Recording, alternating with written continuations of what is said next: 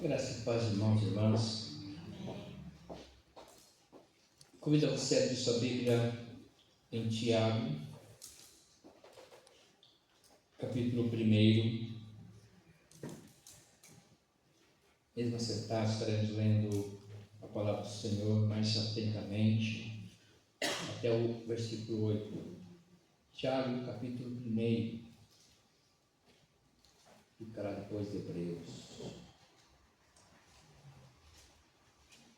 Quem tem a Bíblia com cantar é 1228. Tiago, capítulo 1, a partir do verso 1 até o verso 8, diz assim a palavra do Senhor Deus vivo. Tiago, servo de Deus e do Senhor Jesus Cristo, às 12 tribos que se encontram na dispersão, saudações. Meus irmãos, tende por motivo de toda alegria o passardes por várias provações, sabendo que a provação da vossa fé, uma vez confirmada, produz perseverança.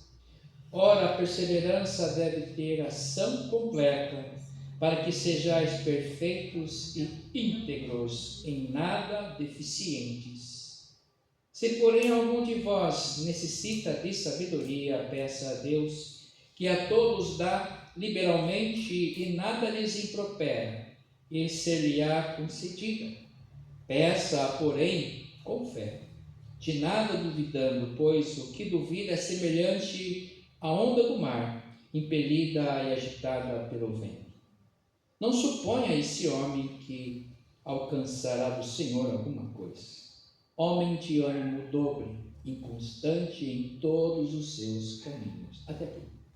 Pai querido, quero te agradecer por essa manhã de domingo, festiva, celebrativa, em que nós estamos nesse santuário para cultuar o teu nome, Senhor Deus, celebrar a vida, honrar a tua graça, o teu amor, a tua real presença em nossos corações, em nos reunir nesse santuário, que nós estamos aqui para te louvar e sermos edificados, alimentados para vivermos segundo os teus santos propósitos. Nos ajude, nos abençoe.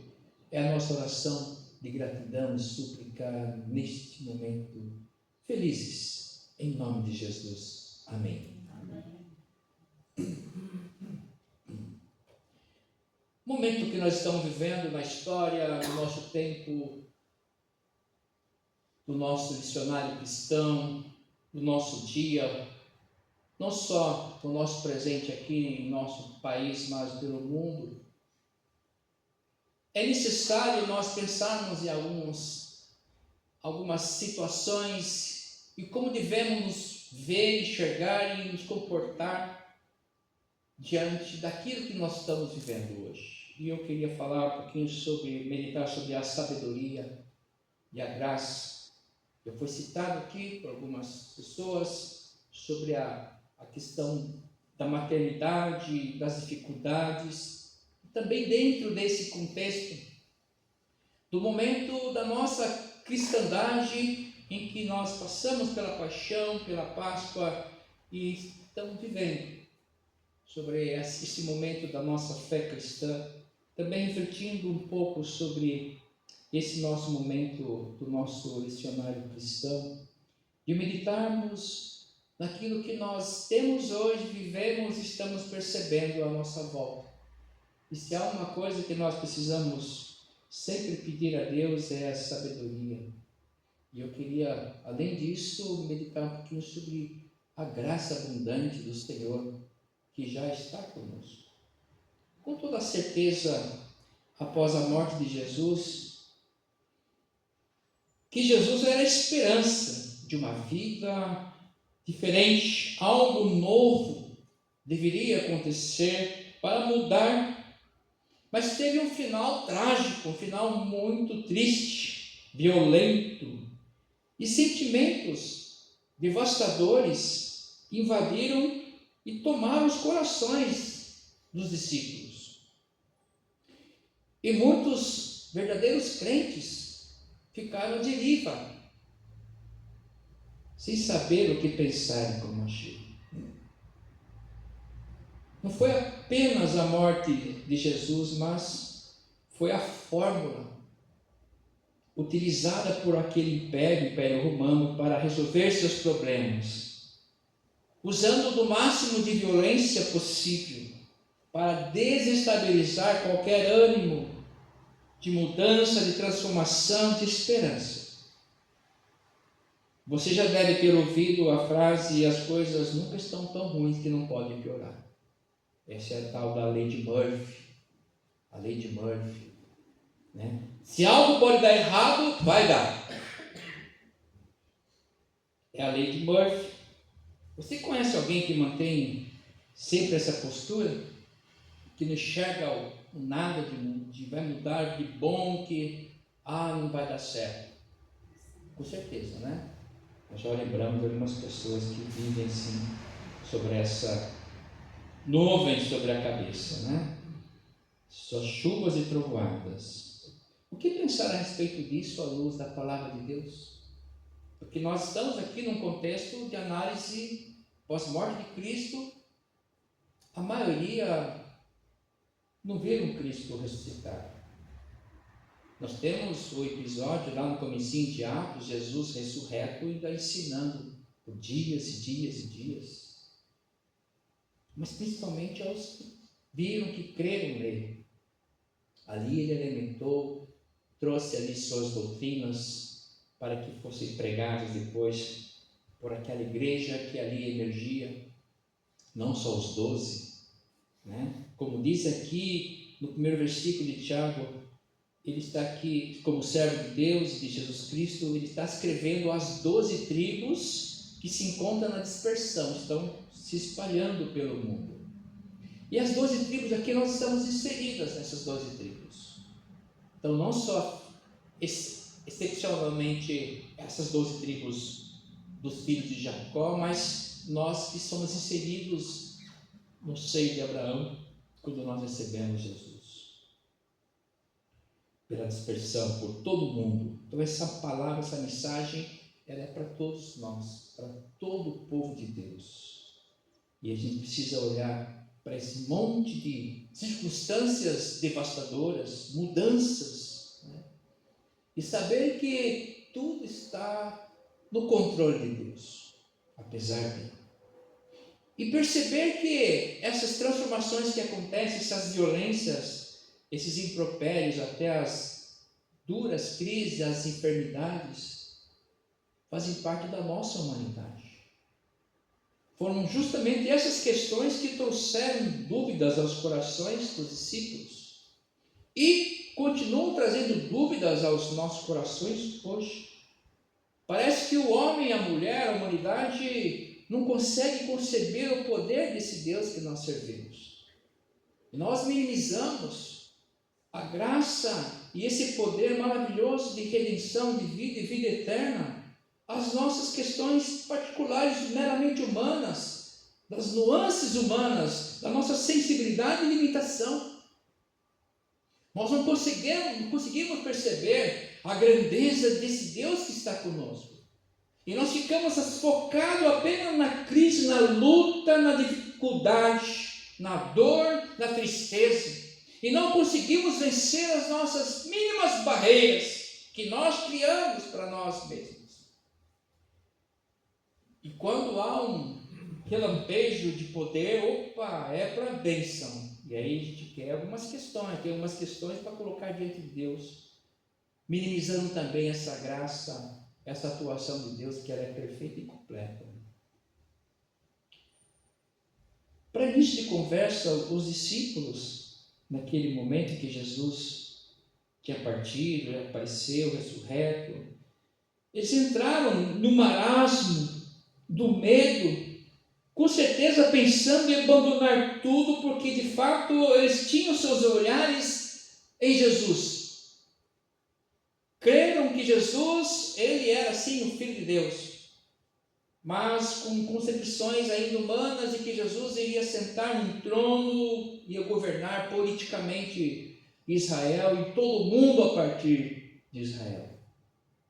Isso ainda está no imaginário, não só dos judeus, mas também de nós. Quando a gente canta que Jesus é o leão da tribo de Judá, é o imaginário do povo do deserto, que vive. O leão é um animal fortíssimo, quase invencível.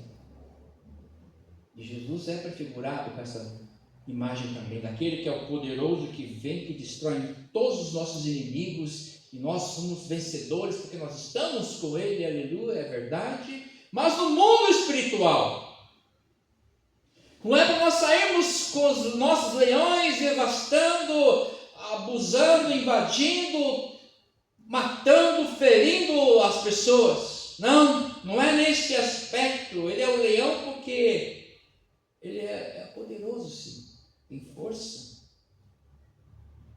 O leão da tribo de Judá. Mas é o leão que não come carne. Ele vai pastar junto com as ovelhas.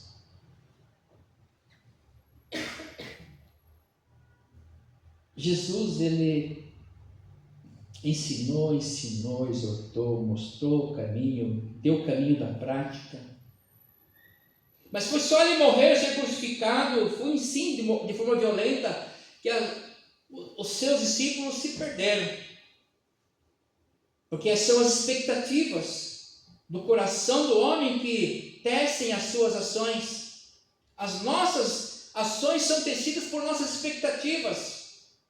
Né? Tem aquelas coisas assim, dá poder a uma pessoa saber quem ela é, um pouco assim. São as nossas expectativas, as concepções da nossa humanidade que vão tecer a nossa caminhada. Não aquilo que Jesus está tentando mostrar desde sempre.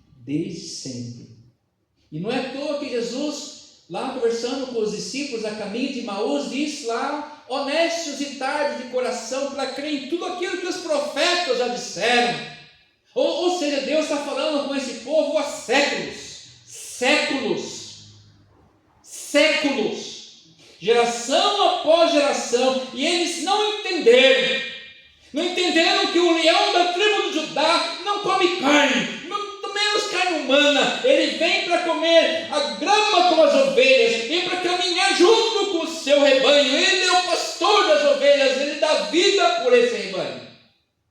É o leão que dá sua vida por amor a esse rebanho, que ele não quer estraçalhar, não quer se alimentar desse rebanho, ele quer dar a vida para esse rebanho. E ele fala assim: vocês são nécios. Nécio é uma palavra dura, difícil, né? Mas ele significa ignorante. Vocês ignoram o que eu estou dizendo há muito tempo. O coração de vocês parece estar com a pressão muito baixa. Tardios de coração. O coração está muito baixo, mas o sangue não chega no cérebro. A minha palavra não chega no seu coração, porque o seu coração é tardio, bate muito devagar. Aí você tem tontura, porque a palavra de Deus não está funcionando no seu coração. E aí tudo que acontece à sua volta deixa você prostrado, porque o seu cérebro não está enriquecido com o poder de Deus, com a palavra de Deus, com o Espírito Santo de Deus. Você está sujeito a qualquer mazela, as falácias desse século. Aí até o Papa pregando você sente arrepio, porque nossa, que palavra bonita, porque é a palavra de Deus. Está sendo pregada há séculos e nós não ouvimos. E as nossas concepções e ações vão sendo transformadas em dificuldades. Aí vem a lei de Murphy. Não cremos que pode dar certo, não cremos que o Senhor caminha conosco, que Ele vai fazer tudo diferente. Ele vai fazer diferente. Não nós, porque eu vou fazer isso, vou fazer. Se Ele quiser, você vai fazer. Se Ele quiser, você vai viajar. Se Ele quiser, você vai estudar fora. Se Ele quiser, você vai se enriquecer. Se Ele quiser, você não vai morrer dessa doença. Se Ele quiser, o seu filho volta para o abrigo do Senhor. Se Ele quiser. Porque Ele sabe quem são os eleitos, quem não são os eleitos. Ele sabe todas as coisas. Então a nossa missão aqui é honrar esse Deus e prostrado, humildemente, louvarmos a Deus em tudo, dar graças, porque essa é a vontade de Deus em Cristo Jesus. É a graça que vem, nos abençoa e nos dá a sabedoria que nós precisamos para viver aqui. No nosso hoje, diante de tanta confusão, tantas coisas para fazer, tantas questões políticas, sociais, econômicas para resolvermos. Mas primeiro a gente vai para o Senhor. Vamos para o Senhor. Porque os profetas há séculos já têm nos falado desse Deus maravilhoso que nos abençoa, nos restaura, nos redime de nós mesmos. Se nós nos afastarmos, nos retirarmos o nosso olhar do coração do Senhor, a chance de entrarmos nesse lugar de profunda tristeza e desânimo é muito grande. E a culpa será só nossa, nos nossos duros corações. Não podemos colocar essa culpa, mais uma culpa, nas costas do Senhor Jesus. Olha, achávamos que seria Ele quem redimiria Israel, achávamos que Ele seria quem nos colocaria lá em cima. Orgulho humano. E desde sempre Ele falou, não é desse jeito, o meu reino não é aqui, gente, meu reino é lá. Aqui você tem que promover a minha graça, a minha presença, a minha glória aqui na ação do Espírito Santo de Deus. Não guerras. Não guerras. Nós temos que emitir sim a luz para todos.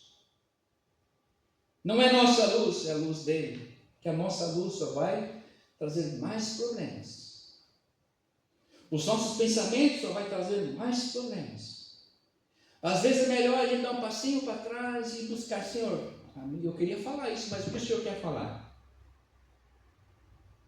Segurar o nosso ímpeto para que nós possamos ser minimamente usados pelo poder do Espírito Santo de Deus, que já está conosco. Ele já nos batizou com o seu Espírito Santo. Então nós precisamos entender que nós somos hoje santuários dele, para promover a sua glória, não a nossa glória. É que ainda está no nosso coração que a nossa glória é o que importa. Aí eu me mato de trabalhar, me faço aquilo que não deveria, e faço a lenha, porque você quer a sua glória. É importante, nós temos que trabalhar, estudar, fazer o nosso melhor, para ter uma vida melhor possível. Mas o nosso coração não pode estar nisso. Nosso coração tem que estar no altar do Senhor. Eis-me aqui, Senhor. Tudo que eu fizer, tudo que eu estudar, tudo que eu faço é para a tua honra e glória.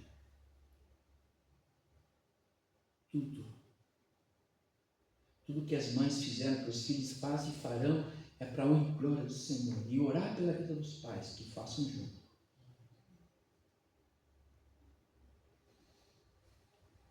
O que precisamos fazer? A aprovação vem de fato. A dificuldade vem de fato.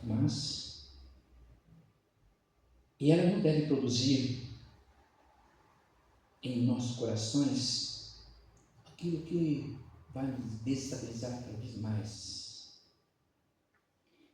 A aprovação vem e deve produzir, verso 3. Sabendo que a aprovação da vossa fé, uma vez confirmada, produz perseverança. Opa!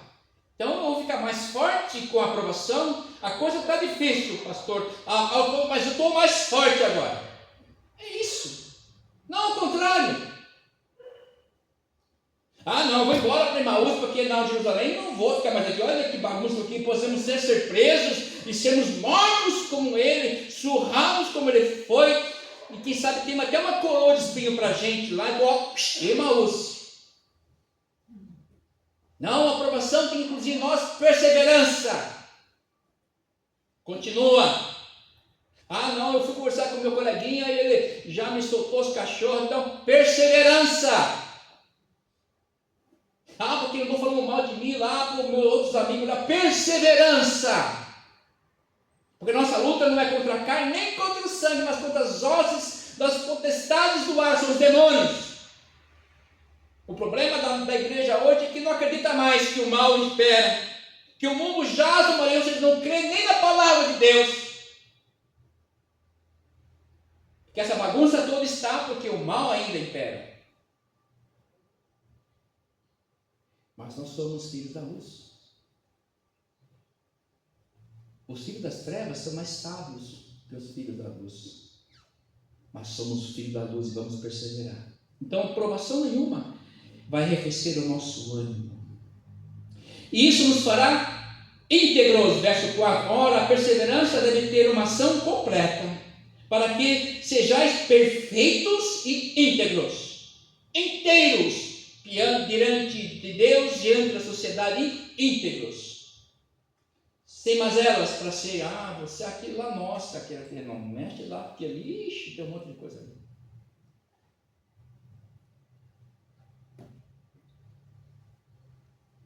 Pior do que ser pecadores, como somos, é você, como servo de Deus, ouvir alguém chegar e falar assim: você é pastor daquela igreja? Não, sou. Então, nossa, fulano de lá é assim. Puxa vida. Já tive o desprazer de ter essa conversa. Faz isso. Os ímpios dizendo sobre os da igreja. Então nós temos que ser íntegros diante desse Deus, em nada deficientes. E aí achamos que a caminhada cristã, não, tranquilo que Deus é bom, maravilhoso e vive de qualquer jeito. Não é tão simples assim. Requer obstinação, vigia e ora, para que você não retire o Espírito Santo. Ali, vigia. É a caminhada do crente, mas sabendo que o leão da tribo de Judá caminha conosco.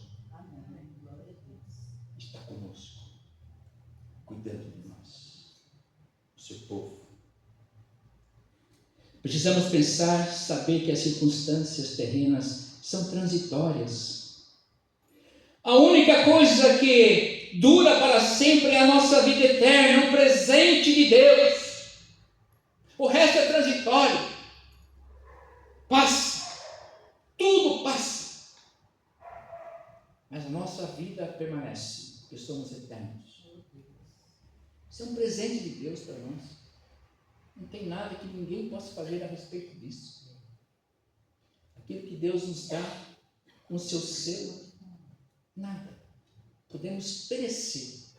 Perseverança, provação, perseverança. Me tornar cada vez mais íntegro na presença desse Deus que caminha conosco.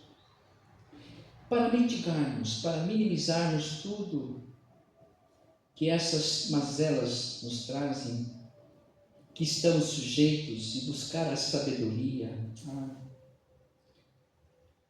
isso é fácil.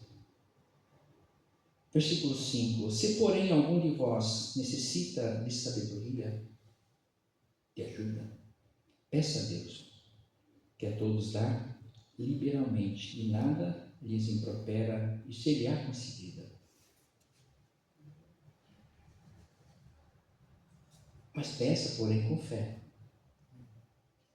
em nada duvidando, pois o que duvida é semelhante à onda do mar, que o vento impele, agita para lá e para cá, e de vez em quando as ondas invadem os calçadões, as casas, as garagens. Sabedoria. Pedir, mas não de qualquer jeito.